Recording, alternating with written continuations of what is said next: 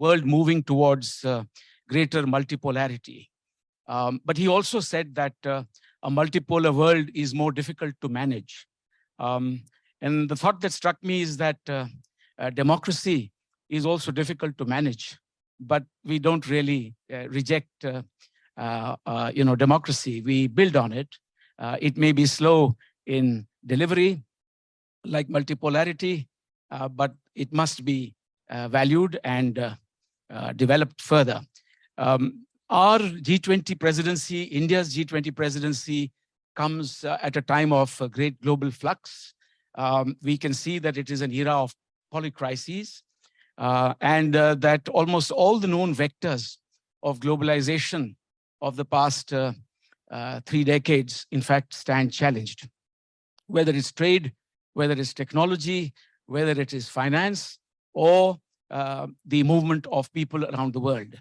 And this particular phase, we have seen an acceleration of differences. In fact, 3 major phenomena have acted as accelerants for this kind of a difficult period that we have entered. The first is the tension between the United States of America and the People's Republic of China, manifested across many, many frontiers. And the second, in fact, is the COVID-19 pandemic. And we are actually referring to the COVID-19 pandemic era as well.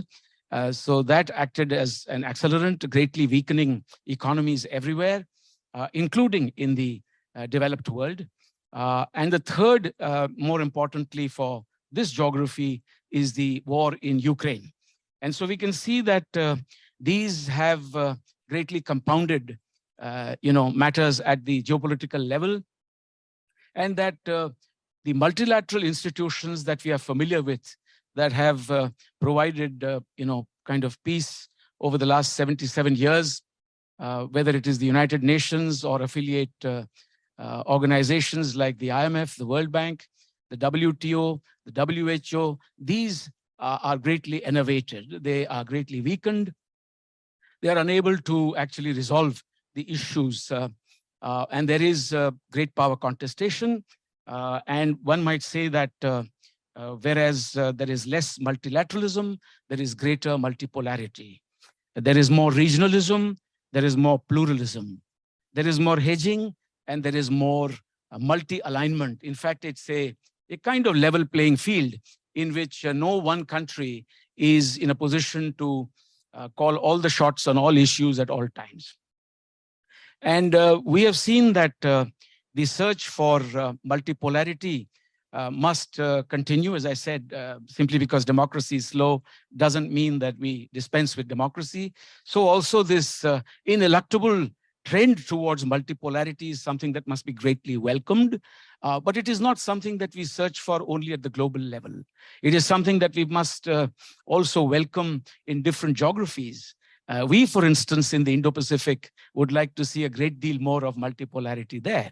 In other words, what's good for the goose is equally good for the gander. It cannot be the case that there is a demand for multipolarity at the global level, a demand for equality there, but nary a thought for multipolarity at the level of the Indo-Pacific. So this is something that we in Asia experience and must keep in mind. We believe that this is also an era of the Indo-Pacific, in which the relative relevance of the Asia-Pacific is behind us. It was relevant at a particular point of time, but no longer delivers to the same extent. As far as the United Nations is concerned, we have seen that this body that was set up in good faith in 1945, in fact, is a framework based on the principle of to the victors go all the spoils. I did mention in one of my earlier remarks that, in fact, the charter would not have seen the light of day without the Faustian bargain at Potsdam with regard to the veto power. So we can see that there is exceptionalism and a search for a very privileged existence inherent in the body that was set up. There have been demands for reforms. There have been resolutions that have been passed. But we have seen that the United Nations Security Council has not lent itself to any kind of reform, at least not since 1965. And those of you that research this may remember that it took 4 long years after an ECOSOC resolution to actually get the non-permanent category expanded from 6 to 10, taking the overall membership of the UN Security Council from 11 to 15. Thereafter, there's been no further change. The what we call the working group of experts at the government level, intergovernment working group has languished. Its work has not progressed since 2007. When we take a look at the international financial organizations, the IFIs, as you call them, international financial institutions, the multilateral development banks, we see a similar stasis there. Because the World Bank and the IMF are also associated treaty-based organizations that flowed out of the same era for a particular geopolitical situation that prevailed at that time. And we have seen that in the IMF, although basic voting rights were additionally given after the global financial and economic crisis around 2007 and 8, and although the 14th Review Conference committee did some good work about reassigning, for instance, the relative importance of countries in terms of their SDRs, that was in 2010. But we have seen that thereafter the 15th Review Committee kind of kept things as they are. The 16th one is required to give its report by the 15th of December 2023. And let us see what comes out of it. To my mind, in one sentence, I would say that the quantum of money available with the IMF is too little, at about $945 billion. 40% of that is directly SDRs held by the developed countries. In fact, the remaining 60% is essentially in the hands of the developed countries through such arrangements as bilateral arrangements to borrow and the new borrowing arrangements that have been put in place. So we can see that this is weighted in favor of the global north. The global south needs greater finance, which is not forthcoming from the IMF. And any change in the structure requires 85% of the votes. Now, for instance, if one single country, the United States, has 17.5% in terms of its SDRs and voting rights, well, the writing's on the wall that you're not going to get any change. As far as the World Bank is concerned, you have a similar stasis there. Again, an archaic structure, not in tune with the times. And there too, whether the United States or Congress, you require a certain amount of concurrence for any kind of change. Do we therefore throw out multilateralism simply because it's weakened? I would say no. I think we need to strengthen it. I think we need to reinvigorate it. It is not a question of, having an antagonistic relationship with the existing multilateral structure. But the idea is to see if we can improve upon it. Now, are we trying to reinvent the wheel today? Because if you look at UNGA Resolution 75/1, which was passed, if I'm not mistaken, on the 21st of September 2020, when the UN was celebrating its 75th anniversary, it is very clearly outlining all the priorities that you've been speaking of over the last 2 days. In fact, virtually everything under the sun is there by consensus, whether it is gender equality, whether it is healthcare, whether it is the need for a transparent digital infrastructure worldwide, whether it is the importance of the youth, and so on and so forth, climate action, everything that is mother's milk and apple pie that cannot be refuted is there in that resolution. And yet we have seen the inability of the global community to come together. So I think the G20 is a more representative group. And I would like my panelists to look at that possibility of the G20 providing that vehicle, providing that opportunity of a gridlocked highway of multilateralism to go in for low-hanging fruit, where the developed are represented as the G7 and the developing countries are also present. It's the best of the lot that we have before us today in terms of structures at a time when the prevailing structures are not working. And I think the role of civil societies is important, but must be taken with a pinch of salt, because in many parts of the world, it is not civil societies that are driving the discourse.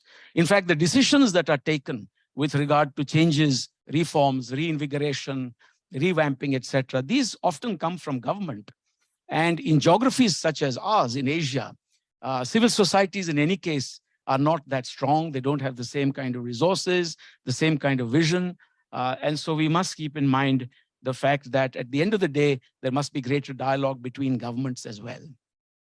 We must therefore look at integrating the divided global community and having greater dialogue between existing multilateral organizations and the parallel institutions that have come up, whether it is the ADB with the AIIB, whether it is the sort of US-led organizations with the China-led parallel institutions. There must be greater dialogue. There is already a kind of overlap between these with Australia, the UK, Germany, France actually actively participating in the AIIB. But Japan and the United States are not part of the AIIB. India is also part of the AIIB. So, ladies and gentlemen, I'll stop there and now invite my first speaker, Giovanna, to kindly take the floor. I'd like you to comment on some of the points that I've just made, and perhaps also look at a specific question. What are the prospects for reform of the United Nations system at this time of intense polarization? And you can bring in the areas of work that you have so very ably been dealing with. The floor is yours. Thank you. Thank you very much. It's an honor to be here. So let me focus on three considerations I think the G20 could push, and also suggestions thinking about the prospects of UN reform, of what G20, the T20, and also the task force could help.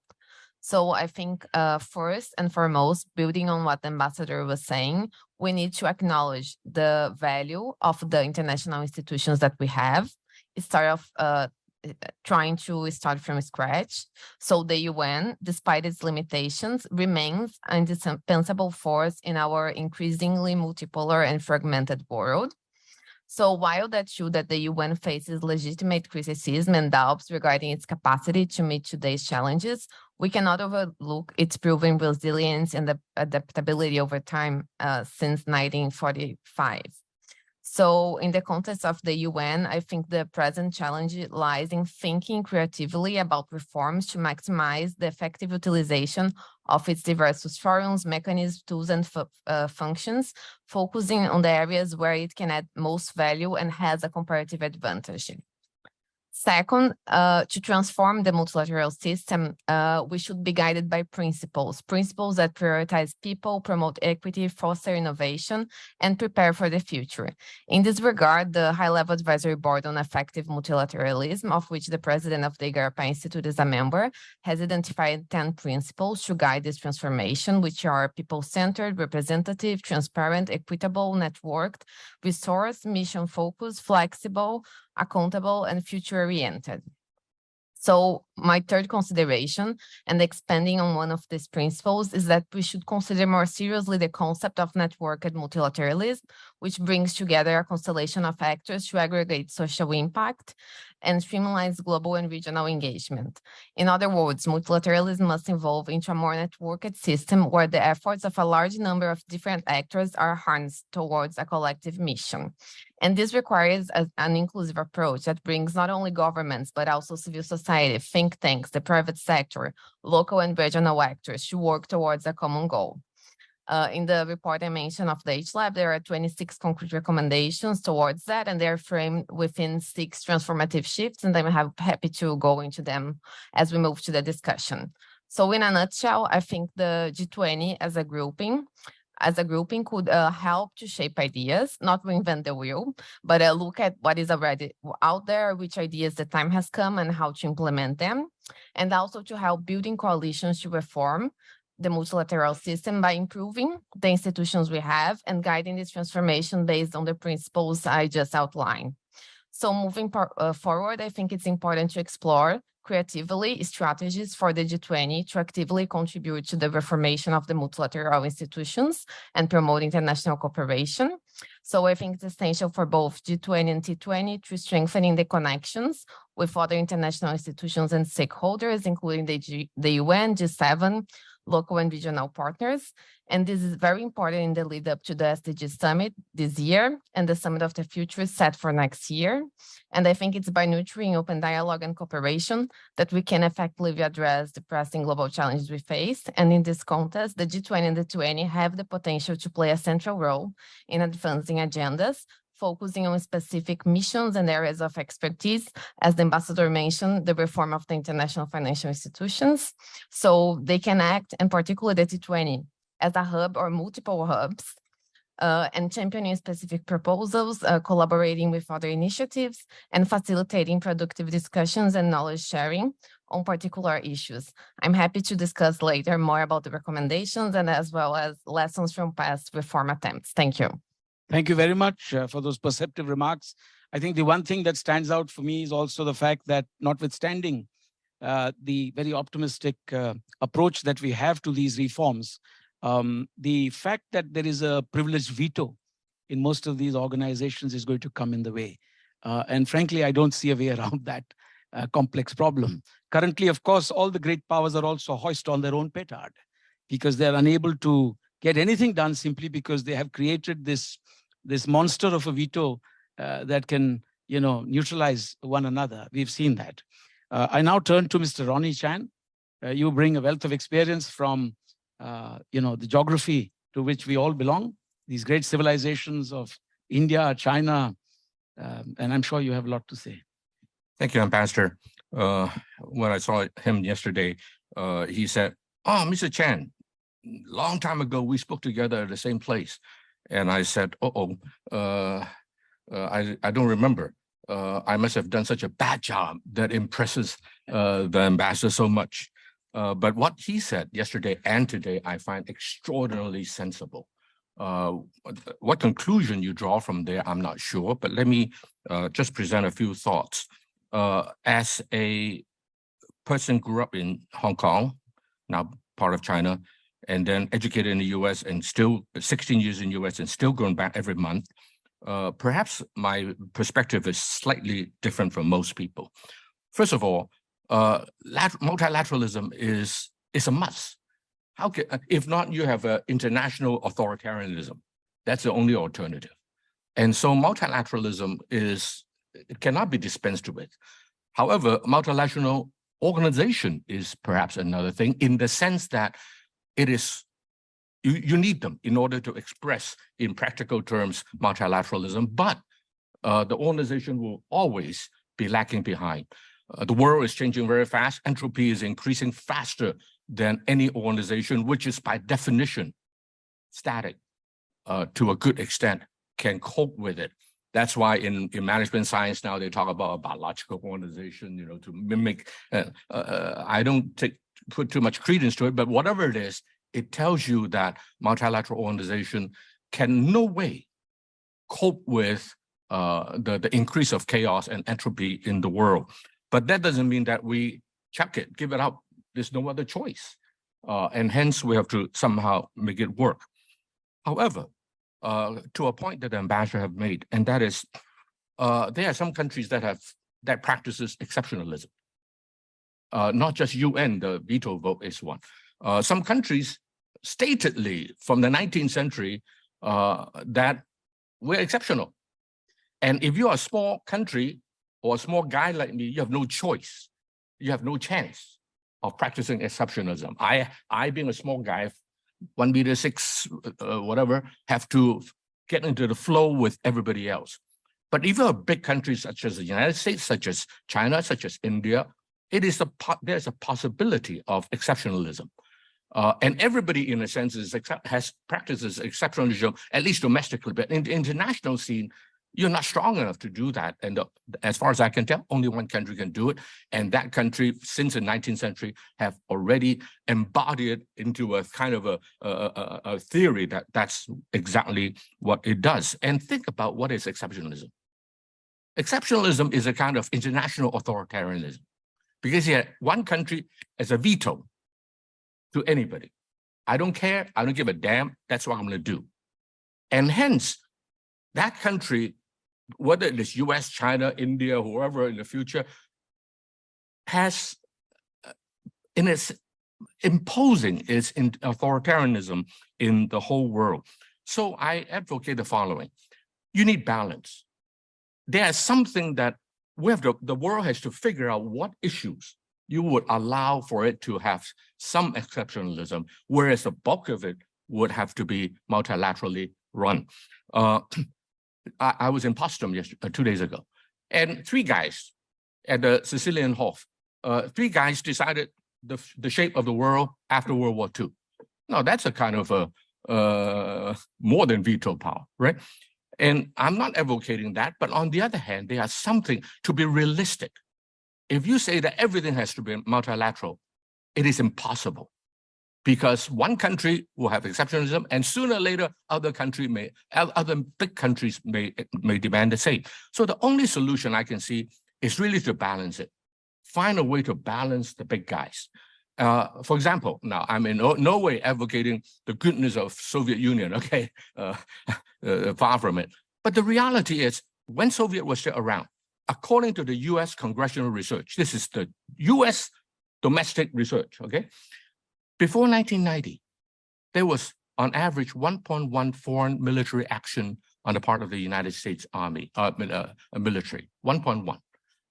After 1990, once the balancing power, whoever that may be, in this case, Soviet Union, was down, the United States have been on average per year 6.1, 5.5 times increase in number of international military actions. So I have always been saying this, nobody listens to me.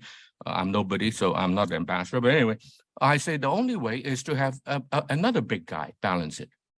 And China, whether you like it or not, by virtue of population, we're number 2 to India now. We're very happy that you're number 1. But in terms of economic size, right? So the need for, I always say this, that the best thing for the United States is China. Because China will serve as a counterbalance to many things. And if the two agree to something, that's it. Of course, then you have to politically massage the rest in order to make it look like lateralism. Thank you. Final point. You probably don't know this lady. This lady succeeded me as global chair of the Asia Society. She is a Singaporean ambassador to the United States for 16.5 years and a confidant of Lee Kuan Yew. She told me recently that she was in Washington, D.C., and Washington, D.C. told her that we don't like the word multipolarity. Well, think about it. What does that mean? I don't like multipolarity. That means I am the one pole, no other pole, right? And where does that leave multilateralism? Multilateralism, just one last sentence, assumes that there is some common goal, some common value that we're willing to give and take. And if any one major country doesn't want to do that, or it's not willing to do that, the whole multilateral system falls apart. And I think that we need to find ways to balance the big guys. And I still think that China, which is very happy to play second fiddle to the United States, is too bad made into the enemy of the United States. Such is the world today. Thank you. Thank you for your remarks, Mr. Ronnie Chan. Of course, it brings us back to that fundamental point that we are not looking to jump out of the frying pan into the fire. And that if we seek multipolarity at the global level, we must also have multipolarity at the regional level. There may be many countries that won't want to necessarily, subscribe to the old view that was once advocated by Franklin Roosevelt also, fears of influence. This he did before the Second World War had ended. You remember the 4 global policemen and stuff like that. So I think that era is behind us. And we have to look at a level playing field in which everyone has equal rights and opportunities to realize their potential. Mr. Marcus Engels, for your wise words, please. I'm not sure if I can have wise words, but Mr. Ambassador, I really would like to congratulate the Indian presidency for putting multilateralism on the agenda, because for me, it's a precondition for everything. I mean, we are discussing here and elsewhere all the global problems. And the question is, what is framework for that? And of course, I totally agree, it is multilateralism. Let me say, I have 4 remarks, but before I start with that, I would like to start with something, because beside all criticism, I still think international institutions work. So whenever we discuss, oh, it's so bad and they can't solve the political crisis. I mean, I know so many people around the world working for these international institutions, and I still think they're doing a wonderful job. And it has worked for 70 years. International institutions prevented a global nuclear catastrophe. And so therefore, I can't follow the line that everything is under pressure now. But let me now make very briefly my 4 points. And the first point is that I'm very grateful to all of you that you use the term multilateralism and not multipolarity, for a very obvious reason, because multilateralism is, for me, rule-based law and permanent institutions. This is not a deal, as a famous former president called it. It is not clubs, it is not just ad hoc ideas, it's real institutions and rule-based. And I just want to remind all of us to the obvious that beside all debates on values and autocracies versus democracies, all these debates, we have universal agreed agreements. I'm not only referring to the UN, to the UN Charter, of course, and I'm not referring to the Universal Declaration of Human Rights. Of course, that is important, but we also have the Paris Climate Agreement, universally accepted. We also have the Agenda 2030, universally agreed. So we have a common value-based system. We have priorities, and I'm not saying everything is good. Of course, we have to finance. That's clear, but we have that framework. And secondly, yes, the international system needs to reflect the reality of the 21st century. And that is obvious. We need better representation. Everybody knows it, but we should start with the obvious things. For example, why not putting the African Union into the G20? That is a must from my point of view. Why not bridging the G7 and the G20 as we do it already with the think tanks? Think 7 and Think 20 are already bridged. Why not giving a permanent seat to the V20, the most vulnerable states, a permanent seat in international institutions? And my third point is, and you mentioned it already, the question of financing. Yes, we do negotiate at the moment the World Bank reform, the reform of IMF, but I think we have to make the cake bigger. And that means, why are we not talking about and negotiating about a global tax, a global click tax, a tax on speculation and all of this?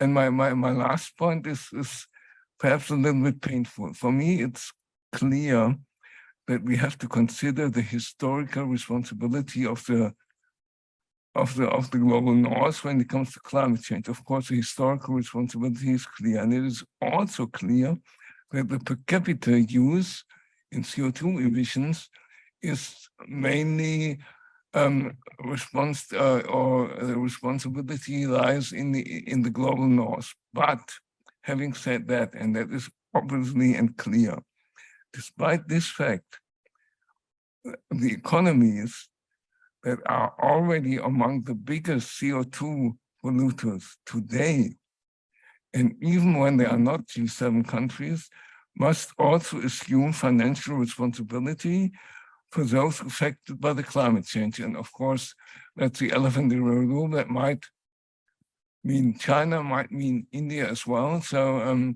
that is also multilateralism from my point of view. I'll stop here. Thank you very much. Thank you very much. Thank you again. I have clearly very little time left, 13 minutes.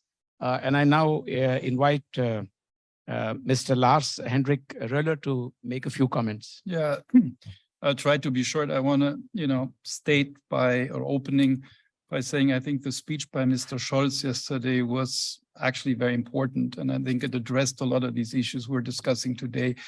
And I think you were mentioning it, not all decisions are taken by the civil society, but comes out of government themselves. So I think this German position, which Mr. Scholz yesterday presented, I think is a very important one. And it also shows a little bit of a change there, in particular on some of these issues I think you've been addressing. So I think that was very important.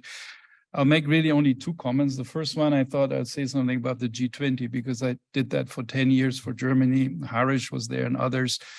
And a lot of things actually have gone also very well. We started with the climate issues where there was a split at the end. We were discussing it at the G20 meeting.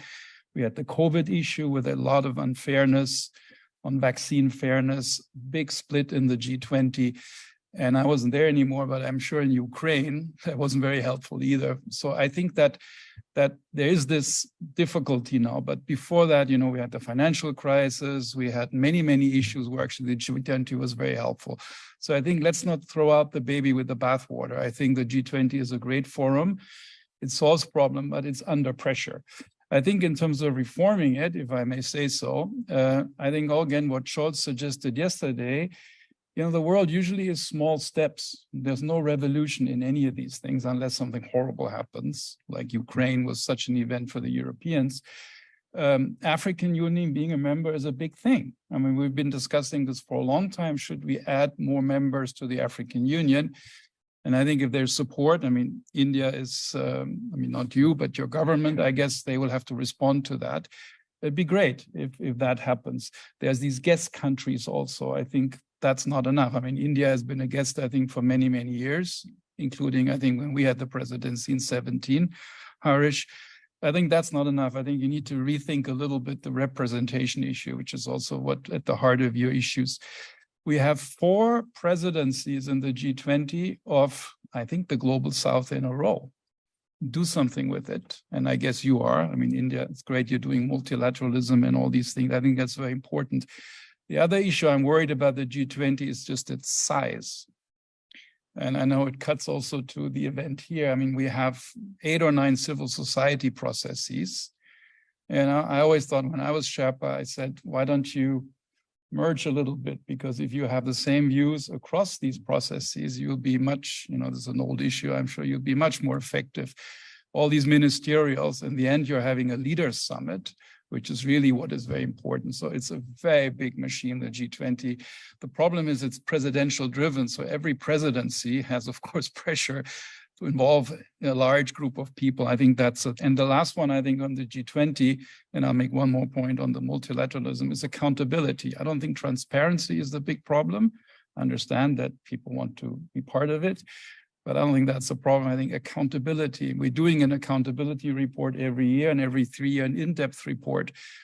And, push that. Maybe you are, but I think holding the G20 accountable, I think, is something we should strengthen.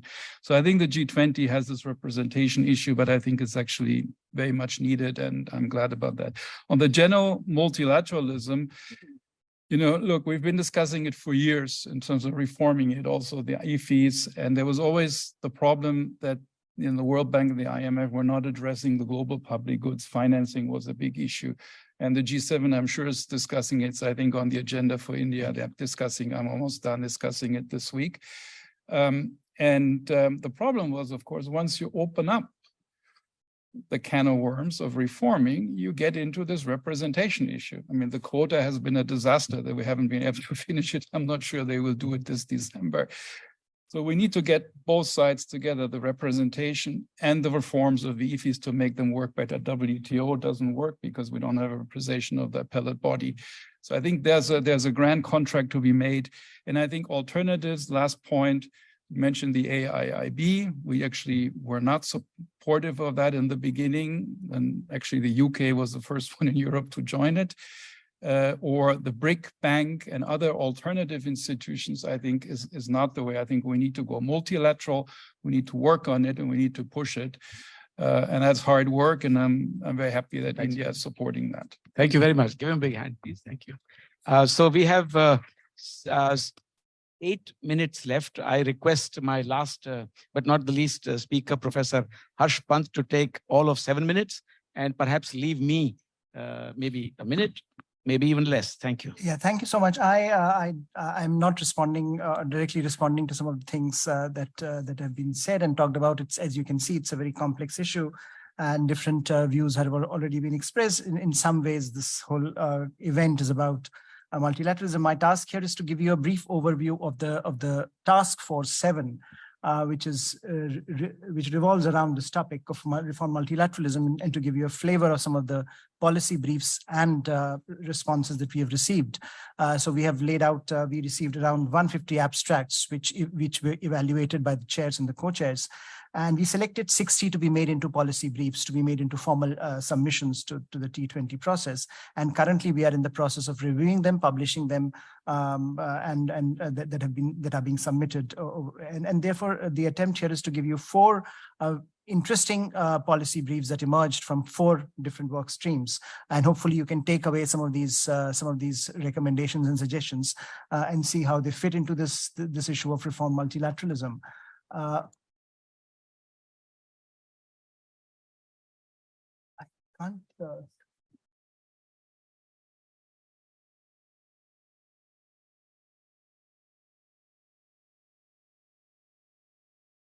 Okay, yeah, so the first brief, which was related to the issue of policy coordination among multilateral groups, we received this interesting one on how reducing debt during crisis by coordination among multilateral groups. And I think this has been an issue which a lot of observers have pointed out, that there are so many, and I think the last speaker also talked about coordination among various task forces, streams, and here in terms of organizations. So if you're looking at what has happened because of various of some of the things that this brief points out, is that lack of coordination results in some short-term policy problems that lead to long-term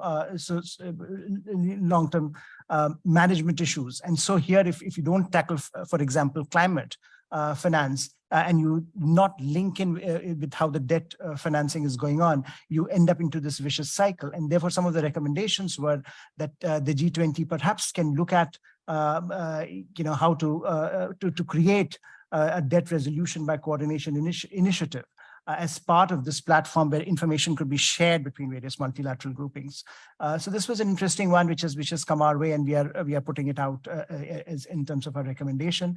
The other work stream, which talks about WTO and how effective and transparent it can be, this issue has been about how we can make plurilateral initiatives work for all. I think we have talked about a lot, where the multilateral institutions are facing a crisis. And what we have seen in the last few years is the emergence of plurilaterals. How do they fit into this conversation about multilateralism and where multilateralism is going? Some of the issues that in particular with reference to WTO that came up, and there some of these points were, issues were pointed out. And the suggestions that have been made in this brief are very practical in terms of how plurilaterals can resolve some of these dilemmas, some of these challenges that multilateral institutions face, like the WTO in this particular case. So we have and recommendations, as you can see, G20 itself becoming a facilitator for these plurilaterals, because there is no denying their role today, and there is no denying the fact that these have to be brought into the system. So far, we have seen them from outside of the usual system that we work within. The third brief which we are putting out for your consideration is about UN reform, and I think what perhaps how can we enhance the legitimacy of multilateralism, and 2 innovative proposals for the UN that have come our way, and we are again putting it out as part of this work stream of our UN reforms. And as we know, this has been the issue of how the legitimacy of these institutions, how the crisis of credibility that these institutions are facing, and in particular UN, which has to become more representative. And here the recommendation is that, in intergovernmental negotiations can be supported by two bodies, a UN Parliamentary Assembly and a UN World Citizens Initiative. Very interesting ideas there relating to what these two organizations, two platforms can do. Parliamentary Assembly perhaps can bring in all these matters and debate all matters with regard to UN and larger global public, and the World Citizens Initiative perhaps being a more agenda setting initiative where both because of individual initiatives as well as collating information, collating substance from outside, how one can push reforms on the UN agenda. Finally, the final work stream, which talks about digital governance and institutional frameworks. We have looked at how digital is now the core of global multilateral system. And here, a very, very focused brief on how can G20's potential be harnessed for global counter-ransomware affairs and efforts. And this is an interesting one because it talks to a theme that perhaps is we are all very engaged with, both in our day-to-day lives as well as in terms of the economic dimensions that we are looking at, and as we look at the challenges that global ransomware puts on the global platform, we can see just in terms of data stolen, for example, it's a huge cost to both global economy and global development paradigms. And here the recommendations are again more practical in terms of what can be done, and both utilizing existing initiatives as well as leveraging the potential of the FSB and national CERT as facilitators for a norm setting and standard setting, and therefore bringing in global normative and institutional order to tackle a problem that perhaps is at the heart of the global developmental agenda at the moment. Thank you. We just thought that this would be a way of bringing some of these themes to this platform as we go forward as part of the T20 initiative to bring a lot of these kinds of innovative ideas to the table. Ambassador, over to you. Thank you very much. Please give him a big hand. Professor Harsh Pant, thank you for bringing out the good work that the Secretariat has done. And I shall, vicariously take some of that credit as well as the Think 20 chair. But I was under the impression that I had only 2 minutes left when the gentleman there very kindly showed me a placard saying 5 minutes. So in other words, I have 3 extra minutes there. And so it'll be really out of place for us to end this without involving the very many people who have come here this afternoon.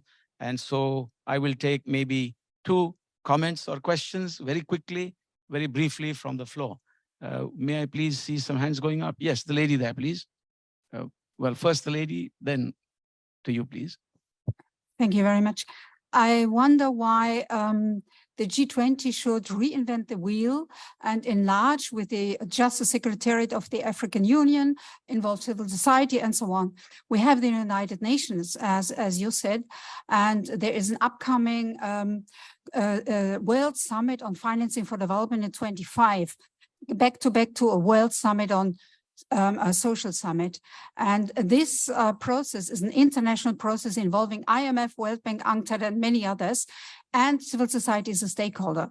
And in the whole set of the themes that will be leading up to a leader's decision in 25 is not only how to finance SDGs, it's also about systemic issues, how to change the financial system. So I wonder if the G20 could not, as before, blocks this process, but support it. Okay, thank you very much. May I turn to the gentleman here, please? Yeah, you got exactly a little less than a minute. Okay, I'm sure I won't need that long. So since the Think 7 and the Think 20 have both focused on multilateralism, I've written a paper on the issue for the Think 7 that will be presented as part of the communique. It seems to me that there needs to be greater conversation between both Think 7 and Think 20, G7 and G20, to harmonize some of the views, opinions, and recommendations. And one of them that I would urge be a part of the conversation is insisting upon not just a common standard of human rights, but also an implementation of human rights across the board that is more standard as we pursue a more just multilateral and multipolar world. Thank you. Let me end by saying that both those comments from the floor, as well as the very learned comments made by the panelists, are very useful. As far as the G20 is concerned, it's the only large inclusive body that is available today. It does not have veto power. It does not also have or boast any secretariat. There is no permanent secretariat to the G20. So we must keep that in mind. Every presidency brings in its own set of people to work on it. And it has both the global north and the global south there. So it's what we can do with it right now. And I do agree with you about the importance of human rights, but let's also remember that the charter, which we all agreed to in 1945, has all of that. It has human rights, it has peace and security, and development as its three main goals. And yet the multilateral framework that exists today is unable to deliver. I think I should conclude by simply saying that it's a big no to simply reinvigorating the existing framework. It's also about reforms, some fundamental reforms. But it's also about working with and within the existing order. We are not about to, as many have suggested, throw the baby out with the bathwater. But at the same time, we have to keep in mind that it's also perhaps a big no to spheres of influence or creating a new Cold War kind of dyad and not going in for what we call genuine multipolarity. And if multipolarity is bad, then it's also bad at the international level. But there the clamor is for multipolarity. So therefore, equally in various geographies, we should look for greater multipolarity. After all, the United Nations has repeatedly said that it is about we, the peoples. That's also at the heart of UNGA Resolution 75/1. We, the peoples. Unless we get to that level, and we are not going to get there without a new kind of vaccine, and India will be happy to provide that vaccine, which gives everyone an ample dose of morality as well. It's not just against the COVID-19 pandemic. So peace, security, a global vision of treating the whole world as one family.